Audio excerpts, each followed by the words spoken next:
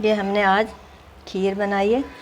कम यानी आजकल जितनी महंगाई है उस हिसाब से हमने कम बजट में माशाल्लाह से काफ़ी सारी खीर हमारी एक थाल भर के बन गई है। हमने 1.5 किलो दूध लिया था और आधा कप चावलों से माशाल्लाह से देखें कितना थाल भर गया। आप ये इतनी खीर बना सकते हैं कि अपने मोहल्ले में आसानी से बांट सकते हैं। तो चलें शुरू करते हैं आज हम रेसिपी बनाना। बिस्मिल्लाहिर्रहमानिर्रहीम। SN food and home tips में आप सबको खुश आमदेद। कैसे हैं आप सब लोग? अल्लाह से दुआ जहाँ कहीं भी हो खैर व आफियत से हो। अल्लाह पाक आपको अपनी हिफ्ज़ अमान में रखें, आमीन सुम्मा आमीन। आज हम बना रहे हैं खीर।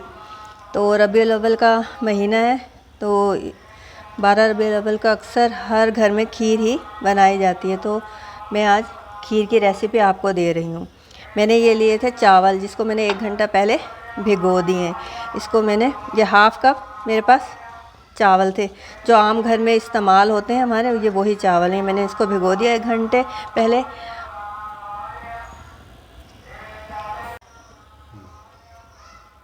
ये मैंने 1.5 किलो दूध लिया है, इसे मैंने बॉयल करने के लिए रख दिया था। ये देखें दूध में उबाल आ गया। 1.5 किलो मैंने दूध लिया है और हाफ़ कप मैंने चावल लिए हैं, जिसे मैंने 1 घंटे के लिए भिगो दिया था। अब मैंने ये दूध चढ़ा दिया था चूल्हे पे, इसकी फ्लेम मैंने ऑन की हुई है। दूध में इस तरह से उबाल आ रहा है। तो ये मैं 4 से 5 मैंने छोटी इलायची ली, जिसे का मुंह मैंने खोल लिया है। ये मैं इसमें शामिल कर दूँगी ताकि इलायची के साथ जब दूध बॉयल होगा तो इसमें इसकी खुशबू अच्छे तरीके से आ जाएगी। ये मैं आपको कम जैसे बजट में बचत वाली खीर सिखा रही हूँ। हम 1.5 किलो दूध में अच्छी खासी खीर बना लेंगे। इसमें मैंने 1 कप पानी भी शामिल कर दिया है। इस तरह से ये देखें दूध में उबाल आ गया।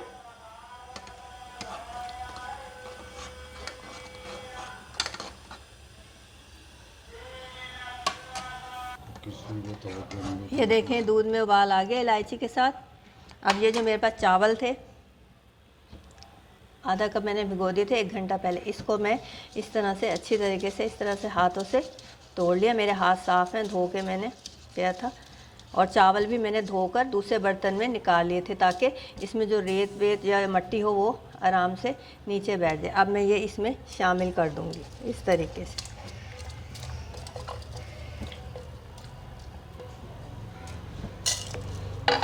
और अब हम इसको मुसलसल चलाते रहेंगे ताकि ये हमारी नीचे खीर लगे नहीं, क्योंकि खीर नीचे लगनी शुरू हो जाती है। अब जब चावलों का दाना फूल जाएगा तो फिर हम इसे घोटने की मदद से घोट लेंगे। ये देखें 8 से 10 मिनट हो गए पकते हैं, तो ये चावल फूलना शुरू हो गए। अब मैं इसको इसी तरह से चलाती रहूँगी मुसलसल। आप इसको मुसलसल चलाते रहें और ये साइडों पे जो दूध लगता है इसको इस तरीके से आप इस तरह चम्मच की मदद से हटाते रहें और बीच में शामिल करते रहें। ये देखें चावल फूलना शुरू हो गया। 10 मिनट हो चुके तकरीबन, तो चावल हमारा फूल गया। मैं इसे मज़ीद पकाऊंगी। जब हमारा चावल गल जाएगा तो हम इसको घोटने की मदद से घोट लेंगे। ये देखें हमारा चावल फूल चुका है।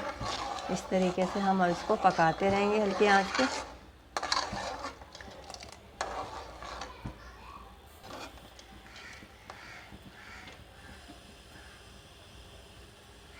ये देखें को मज़ीद मैंने 10 मिनट और पकाया तो चावल बिल्कुल, ये देखें चावल बिल्कुल अच्छी तरीके से गल गया। अब मैं इस स्टेज पे ये मेरे पास घोटनी है, ये तो सब घर में होती है, इसे मैंने अच्छी तरह धो लिया। अब मैं इसको इसकी मदद से इस तरह से चावलों को घोट लूँगी। ये देखें इस तरह से जब हम खीर बनाते हैं तो इसका अपना ही एक अलग मज़ा होता है। अब मैं आपको इसमें एक टिप और दूंगी जिसकी वजह से इसमें जो सोंधापन है वो आ जाएगा। पहले हम इसको अच्छे तरीके से इस तरह से घोटने की मदद से चावलों को अच्छी तरीके से घोट लेते हैं। ये देखें मुझे 10 मिनट हो चुके हैं इसे घोटते हुए। ये देखें माशाल्लाह से खीर की शक्ल देखें। अब ये तकरीबन हमारी तैयारी की तरफ है। तो हम एक काम ये करते हैं कि जो मैंने 1 कप चीनी का लिया था इसको मैं इसमें से 2 चम्मच लेकर फ्राई पैन में डालूँगी और चीनी को कैरमलाइज़ कर लूँगी। ये देखें इस तरीके से ये मैंने पैन रख दिया। ये मैं इसमें 2 टेबलस्पून चीनी डाल। अब मैं इसका फ्लेम ऑन कर दूंगी और इसको कैरामलाइज होने के लिए छोड़ दूंगी। ये देखें, ये हमारी चीनी कैरामलाइज होनी शुरू होगी। बिल्कुल धीमी आंच पे आपको ने इसको इस तरीके से, बहुत ज़्यादा जलाना नहीं है, बस इसके ये अच्छी तरीके से मेल्ट हो जाए तो आप इसका चूल्हा बंद कर देंगे। ये देखें, ये अच्छी तरीके से हो रही है। इसका कलर देखें, इसका दाना घुलता जा रहा है।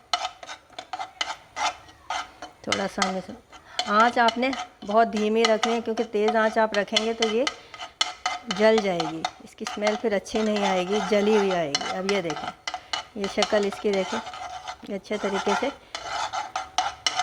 हो गई है। मैं इसको ऐसे चलाती जा रहा हूँ ताकि ये नीचे भी ना लगे। ये मैंने 2 टेबलस्पून लिया है, 1 कप मैंने चीनी ली, उसी में से मैंने 2 टेबलस्पून मैंने ये ले ली चीनी, इसको कैरामलाइज कर लिया।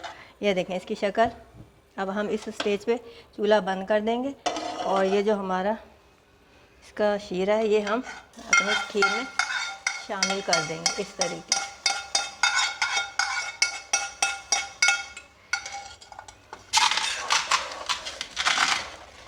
इस तरीके से ये देखें, हम इसको अच्छे तरीके से इसको इसमें मिला देंगे इस तरीके से।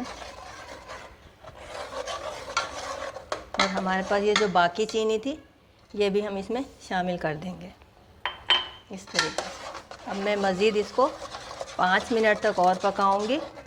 अब ये जो हमने चीनी कैरामलाइज करके डाली है, इससे इसमें एक सोंधापन सा आ जाएगा। ये इस तरीके से मैं मुसलसल इसको चलाती जाऊंगी और 5 से 7 मिनट तक मैं इसको मज़ीद पकाऊंगी ताकि चीनी अच्छे तरीके से इसमें घुल जाए।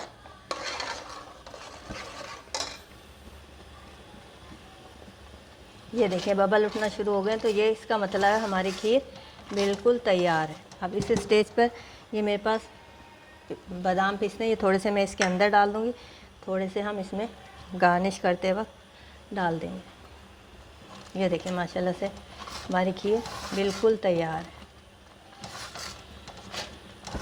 अब मैं इसे डिश आउट कर लूँ, फिर मैं आपको दिखाती हूँ। ये देखें हमारी खीर तैयार है बिल्कुल। ये देखें माशाल्लाह से, आप इसका कलर देखें, इसकी खुशबू माशाल्लाह इतनी अच्छी आ रही है। आप इसे ट्राई ज़रूर कीजिएगा, यकीनन आपको पसंद आई। ये बिल्कुल ओरिजिनल तरीके से मैंने आपको सिखाई है।